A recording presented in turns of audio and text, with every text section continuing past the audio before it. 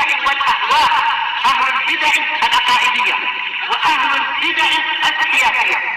نقول بيننا وبينكم السلف، بيننا وبينكم الكتب، كان فيقول البدع بيننا وبينكم. Qala al-Imam an-Nawawi rahimahullah, al-haditsu tasi' wa tis'un ba'da samani mi'ah, 899. Wa an Asma'a binti Yazid ibni Sakan radhiyallahu anha anna Rasulullah sallallahu alaihi wasallam marra fil masjid yauma, bahwasanya Rasulullah sallallahu alaihi wasallam pada suatu hari lewat di masjid.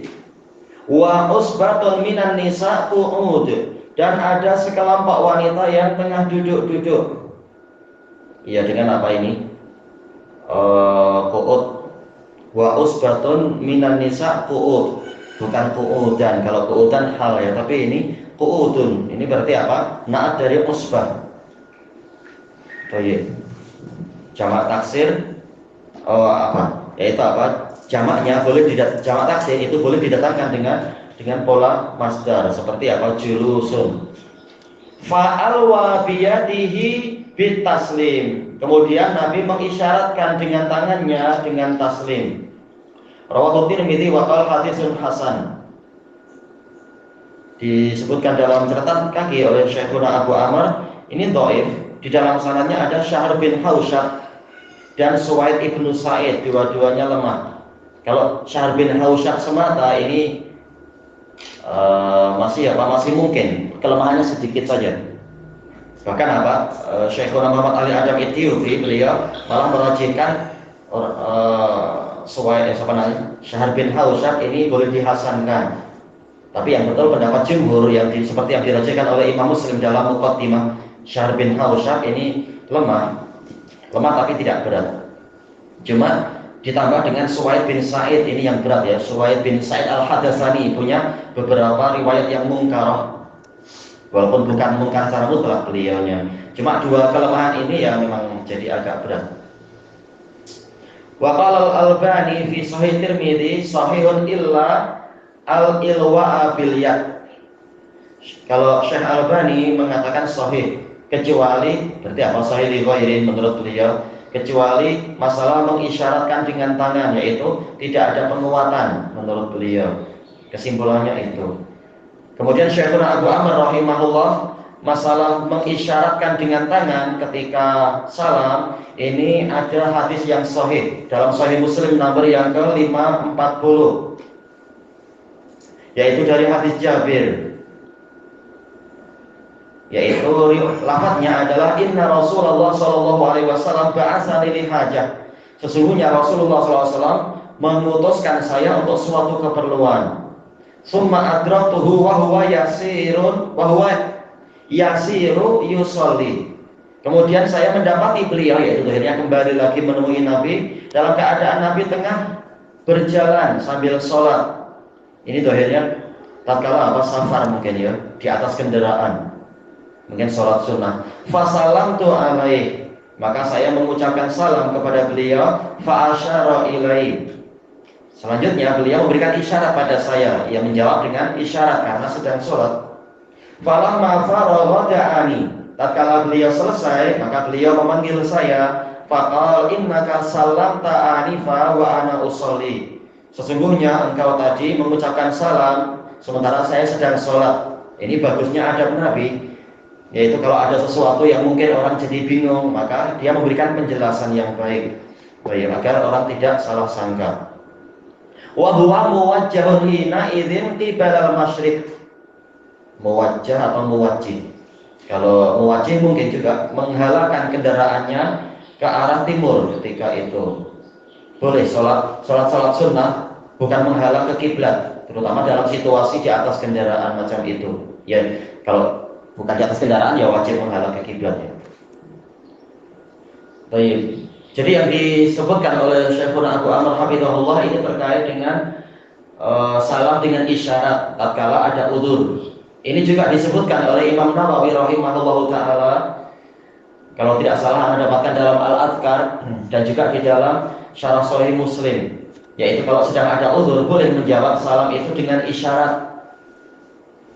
Tatkala sedang ada keperluan yang amat sangat dan tidak mampu untuk menjawab salam misalkan, maka boleh dengan isyarat. Macam mana tu? Bahasa isyarat memberi salam dengan menjawab salam. Kalau disebutkan oleh At-Tibi rahimahullah di dalam kitab beliau Kasyifu Asraris Sunan, yaitu isyarat yang mufhimah, yang membuat orang paham. Nah, itu kembali ke tradisi di situ, cara orang paham gimana mungkin. Yang penting orang paham bahwa kita sudah berusaha menjawab. Ikut huruf. Iya, ikut huruf di situ. Kata Imam Nawawi, wa hadza mahmulun ala annahu sallallahu alaihi wasallam jama'a bainal lafzi wal isyarah. Yaitu apa? Alwa biyadihi bitaslim. Ini dibawa kepada makna, kalau hadisnya itu boleh dihasankan, yaitu Nabi menggabungkan antara lafaz dan isyarat. Yaitu bukan hanya isyarat, tapi betul-betul assalamualaikum tatkala mengucapkan salam, bukan menjawab. Kalau menjawab lebih wajib lagi kalau tidak ada uzur. Kalau memulai salam malah apa? Tidak wajib, tapi mustahab. Kalau diriwayatkan ijma oleh Imam Nawawi dan lain-lain, memulai salam adalah mustahab, menjawabnya adalah wajib. Wa yu'ayyiduhu anna fi riwayati Abi Dawud fasallama alaina. Baik, yang menguatkan ini bahwasanya Nabi tatkala menyalami para wanita tadi, yaitu bukan sekedar isyarat dengan tangan, tapi dengan apa? Lidah juga, yaitu riwayat Abu Dawud fasallama alaina, maka Nabi mengucapkan salam kepada kami. Kata Syekhuna Abu Amr, itu apa? Dari jalur Syahr tadi, Syahr bin Hausyab. Baik. Ada dalil yang lain menunjukkan bahwasanya ini boleh apabila aman dari fitnah. Baik, adapun kalau dikhawatirkan timbul fitnah maka tidak boleh, karena menutup pintu fitnah adalah wajib. Dibahas oleh Ibnu Mulakin rahimahullahu taala di dalam kitab beliau apa itu At-Tawdih, syarah terhadap Al-Jami'us Shahih. Beliau menyebutkan bahwasanya isyarat ini biasanya selain untuk orang yang macam tadi ada uzur itu, biasanya juga terkait dengan orang-orang yang mungkin tuli atau mungkin bisu. Baik. Kemudian beliau memperinci, kalau misalkan yang salam adalah kita dan orang yang tuli itu dia tidak tahu, maka hendaknya kita memakai isyarat, tapi dengan lidah juga. Maka orang tulinya tadi dia akan mengetahui insya Allah bahwasanya dia sedang disalami, maka dia wajib menjawab walaupun hanya dengan tangan, misalkan lidahnya tak mampu. Karena terkadang orang tuli karena terbiasa tuli akhirnya lidahnya juga tidak biasa dipakai, seringkali akhirnya pakai isyarat terus. Kalau dia mampu dengan lidah wajib menjawab dengan lidah, kalau tidak mampu ya wajib dengan isyarat. Itu kalau kita yang menyalami itu selain isyarat kita juga dengan lidah. Tapi kata beliau, kalau kita hanya dengan isyarat tanpa lidah, maka orang yang tuli tadi dia tidak wajib menjawab dengan lidahnya. Ya, tangan dijawab dengan tangan. Bahkan beliau condong bahkan tidak wajib dijawab, karena sekedar isyarat tangan itu bukan salam. Kenapa? Kita sendiri mampu salam, tapi kita sedang begini saja ngasih isyarat, itu bukan salam, maka tidak wajib dijawab. Tapi ya tetap lebih baik apa? Ya isyarat dijawab dengan isyarat, jangan dibiarkan, kasihan. Tapi tidak sampai wajib, karena kita tidak sampai mengucapkan salam padahal kita mampu. Baik. Adapun kalau sebaliknya kata beliau, justru yang menyalami kita adalah orang yang tuli tadi. Kalau dia pakai isyarat karena lidahnya tidak biasa dipakai, maka kita wajib menjawabnya. Karena dia telah bertakwa semampunya, memang itu yang dia mampu dengan isyarat. Itu kalau orangnya tuli. Kalau orangnya bisu, jelas memang sama sekali namanya bisu, tak mampu bicara. Maka kalau kita menyalami dia, dan jelas telinga dia tahu, dia dengar, istilahnya telinga dia mendengar, maka dia wajib menjawab walaupun hanya dengan isyarat, karena lidahnya tak mampu. Baik. Adapun kalau dia yang menyalami kita dengan isyarat karena lidahnya tak pandai, kita wajib menjawab walaupun tidak mengucapkan salam, karena itu yang dia mampu. Nah, kita wajib menjawabnya dengan apa? Nah, ini diperselisihkan apakah cukup isyarat dengan isyarat atau kita menjawab dengan salam, dengan lidah. Beliau condongnya adalah bahkan dengan lidah. Karena apa? Orang ini ingin salam tapi tak mampu, ya sudah pakai isyarat. Kita mampu menjawab dengan lidah. Karena asal dari salam memang apa? Adalah itu tadi, yaitu ucapan waalaikumsalam minimalnya. Nah, kita wajib menjawab dengan waalaikumsalam. Baik. Dinukilkan ijma bahwasanya tahiyat yang Allah sebutkan di dalam Al-Qur'an itu minimalnya adalah ucapan yang semacam itu, assalamualaikum atau yang salamun alaikum atau yang seperti itu. Kecuali ada satu ulama menukilkan dari Imam Nawawi, bukan salah, yaitu Al-Khawarizman dan dari kalangan Maliki yang menukilkan dari Imam Malik bahwasanya tahiyat di situ adalah hadiah. Tapi tak tahu apakah betul Imam Malik merojihkan idatuh apa itu? Wa idahu itu bitahiyah, maksudnya adalah hadiah semata, bukan betul-betul kalimat salam. Wallahu a'lam. Tapi jumhur ulama mengatakan ini terkait dengan salam. Kita masuk ke hadis berikutnya. Qala Imam Nawawi rahimahullah al-haditsu tis'umi'ah 900. Wa an Abi Umamah radhiyallahu an Sudai ibnu Ajlan al-Bahili radhiyallahu an qala Rasulullah sallallahu alaihi wasallam inna awlan nasi billah man bada'ahum bisalam. Sesungguhnya orang yang paling dekat dengan Allah, aula dari apa? Waliya yali, yaitu yang bermakna qaruba, dekat. Aula berarti yang paling dekat. Terkadang aula diartikan paling utama dengan Allah, ya, kembalinya ke paling dekat. Sesungguhnya orang yang paling dekat dengan Allah adalah orang yang memulai orang lain, memulai mereka dengan ucapan salam. Rawahu Abu Dawud bi isnadin jayyid. Disebutkan dalam catatan kaki, hadisnya sahih.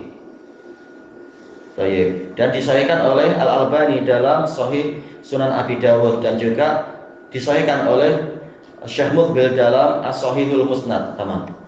Kemudian warawahu Tirmidzi binahwi, seperti itu pula waqal hadisun hasan waqad dzukira ba'dah, disebutkan setelahnya.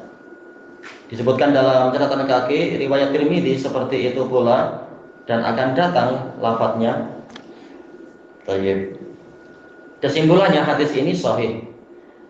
Ada sebagian yang boleh jadi mengatakan hadisnya dhaif karena sanadnya dhaif. Tak, sanad yang dhaif itu bukan di sini. Sanad yang dhaif itu ana temukan di dalam kitab apa itu dulu? Kalau tak salah Al-Jami' li Akhlaqir Rawi punya Khatib Al-Baghdadi. Sanadnya memang apa? Habis, hancur sanadnya, terlalu lemah. Karena apa? Dari jalur Ubaidullah ibnu Zuhur dari Al-Qasim bin Abdurrahman, Abu Abdurrahman murid dari Abu Umamah, dan sanad ini terlalu lemah. Tapi yang di dalam sanad Abu Dawud dan Tirmidzi itu sahih. Maka sanad yang lemah tidak boleh dipakai untuk melemahkan sanad yang sahih. Yang sahih itulah yang terpakai. Intinya di sini Nabi Shallallahu alaihi wasallam menyebutkan tentang keutamaan memulai salam. Baik, tatkala salam itu memiliki dua sudut pandang sebagaimana dijelaskan oleh Al-Imam Ibnul Qayyim rahimahullahu ta'ala dalam Badail Fawaid. Yang pertama adalah sudut pandang khobar, yaitu pemberitaan bahwasanya assalam kembali pada nama Allah, yaitu assalamu alaikum, yaitu nama Allah bernama, yaitu assalam senantiasa tercurah padamu, yaitu Allah senantiasa menyertaimu, memberimu keselamatan, penjagaan, perlindungan dan seterusnya. Ini khobar. Walaupun tentunya khabar bermakna insya juga, yaitu mengandungi harapan dan permohonan. Yang kedua adalah betul-betul assalam di sini sebagai doa, yaitu semoga Allah memberikan keselamatan kepadamu. Nah, tatkala orang ini memulai salam menyebutkan nama Allah agar tercurah pada orang itu secara mutlak tanpa membatasinya dengan dzaraf, dzarfuz zaman, cuma di waktu pagi atau waktu petang atau waktu apa, tidak, tapi secara mutlak, maka orang ini memang menjadi orang yang paling dekat dengan Allah karena dia sangat menyayangi para hamba. Semakin berbuat baik dan memberikan kasih sayang kepada hamba, maka dia akan semakin dekat dengan Allah. Allah Ta'ala mengatakan apa? Inna rahmatallahi qaribum minal muhsinin. Orang ini berbuat ihsan, Sesungguhnya rahmat Allah itu dekat dengan orang yang berbuat ihsan. Maka tidak heran kalau orang ini menjadi orang yang paling dekat dengan Allah. Dan juga kita mengetahui bahwasanya Allah menginginkan agar nama dan sifatnya itu memiliki jejak di alam semesta. Allah suka apabila jejak-jejak rahmatnya itu nampak di para hambanya, jejak-jejak nikmat itu nampak pada diri para hambanya, jejak-jejak pengampunannya dan kesabarannya juga nampak pada diri para hamba di alam semesta ini. Nah, tatkala orang ini berusaha untuk menebarkan nama Allah di alam semesta, maka layaklah untuk dia menjadi orang yang paling dekat dengan Allah. Baik. Ini menunjukkan keutamaan salam, dan ini menunjukkan di antara sebab terangkatnya derajat adalah memperbanyak penebaran salam. Baik, ilahuna wallahu a'lam. Subhanakallahumma wa bihamdika la ilaha illa anta astaghfiruka wa atubu ilaik. Walhamdulillahirabbil alamin. Jazakumullahu khairan.